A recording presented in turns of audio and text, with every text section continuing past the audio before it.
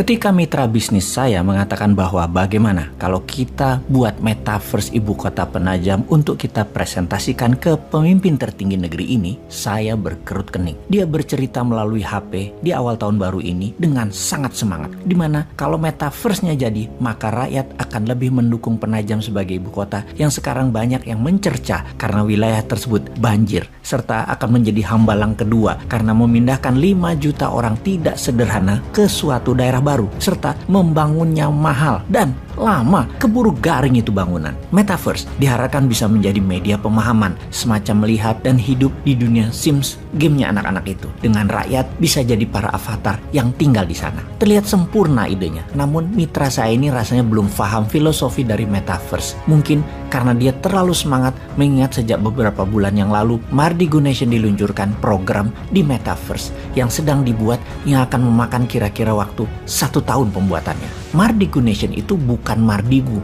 bukan Bosman World. Mardigu adalah kependekan dari filosofi perjalanan kehidupan yang mana mbah saya berikan kepada saya. Namun jujur belum bisa dijalani dengan benar karena nama adalah doa kan? Jadi yang penting sudah ada niatnya, sudah ada doanya. Mardigu aslinya adalah kependekan dari Margi Dining Gusti. Margi itu jalan, Gusti itu Allah. Arti sederhananya adalah jalan menuju Tuhan atau tarekat. Mardigu Nation adalah negara berjalan menuju Tuhan dan paling gampang mengajarkannya dengan experiencing, yaitu menggunakan metaverse. Dengan istilah lain, Mardigu Nation adalah Mardigu First, Mardigu Universe, dunia berjalan menuju Tuhan. Filosofi dari dunia metaverse adalah membuat dunia nyata yang saat ini kita tinggali, the real world, hanya sebagai tempat hidup, tempat yang sehat atau living space yang sehat. Kita hidup, makan, bekerja, menjadi dunia ini menjadi lebih luas. Namun 2 hal yang akan pindah ke metaverse yaitu dunia administrasi, dunia bisnis seni art, teknologi, dan perdagangan. Dan yang tertinggal di dunia nyata adalah rumah sakit, kesehatan, kafe, resto, gudang, pertanian, industri.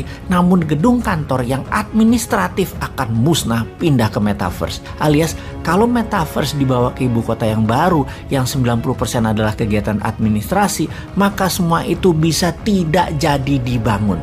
Ngapain membangun dengan dana 1.000 triliun dalam 5 tahun ke depan bentuk fisiknya? Mending buat metaverse hanya 2 triliun kali. Pusat pemerintahan negara, pegawai departemen semua kerja dari manapun bisa tinggal dan matanya tinggal dikasih VR, helm ber-TV, alat komunikasi. Administrasi semua pindah ke blockchain. Dan kalau metaverse dijelaskan ke old mind, ya mulai semua kalau kayak gini dijelasinnya. Sekali lagi, metaverse akan menghilangkan gedung kantor, administrasi, dan tempat jualan retail dalam seketika yang memberikan kemudahan untuk hidup ke depannya dari sisi yang lain.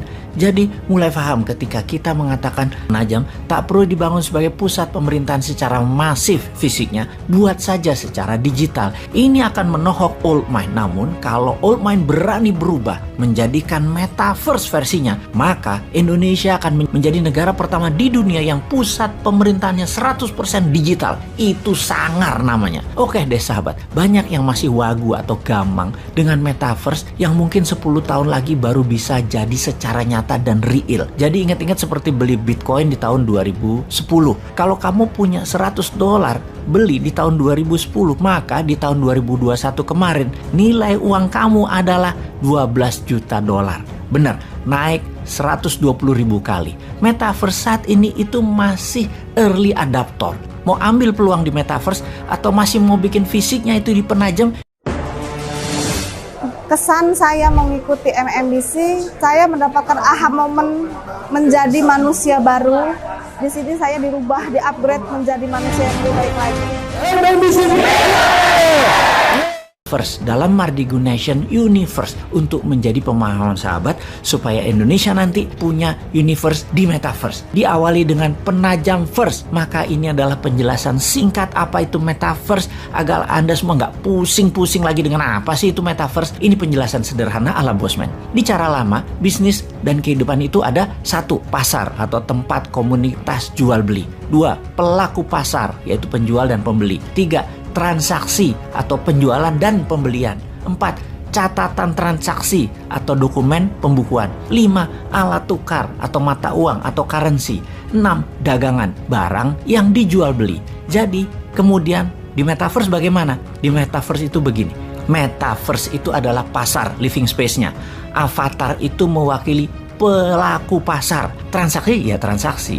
Kemudian blockchain itu dokumentasi atau pembukuan. 5. Cryptocurrency itu adalah mata uangnya di metaverse. Dan terakhir, NFT itu barang dagangan. NFT itu bisa mandiri sebagai produk digital atau bisa juga sebagai avatar mewakili produk non-digital. Sementara avatar itu adalah Anda yang dilengkapi dengan kecanggihan AI. Jadi bayangkan kalau manusia Indonesia di Penajam First adalah para avatar yang pada akhirnya bisa membuat dirinya di dunia nyata menjadi manusia unggulan beneran. Karena dalam pikiran bawah sadar manusia, mereka tidak mengenal apa itu reality, apa itu imajinasi, yang kemudian oleh Walt Disney dikatakan, "My imagination create my reality." Selamat datang masa depan.